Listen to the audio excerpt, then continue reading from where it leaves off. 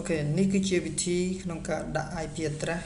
នៅលើ Windows 7 បាទឧទាហរណ៍នេះគឺខ្ញុំដាក់ IP address 192.1.1 នៅលើ Windows 7 អញ្ចឹង run យកតែម្ដង Windows O ហើយយើងវាយពាក្យថា ncpa.cpl ហើយ enter មកបន្តមកទៀតយើង double click នៅលើ local area connection បន្តមកទៀតយើងយកពាក្យថា property ហើយយើងយកពាក្យថា IPv4 select ទៅនឹងមកហើយ property ទៀតអូខេយើងអាចដាក់ IP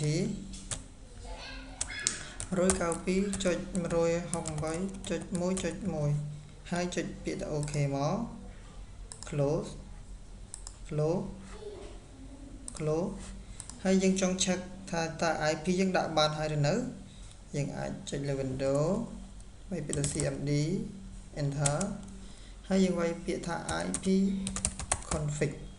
ដើម្បី check មើល IP address អូខេឃើញថាការដាក់ IP របស់យើងបានជោគជ័យហើយ192.1.1 បាទអរគុណ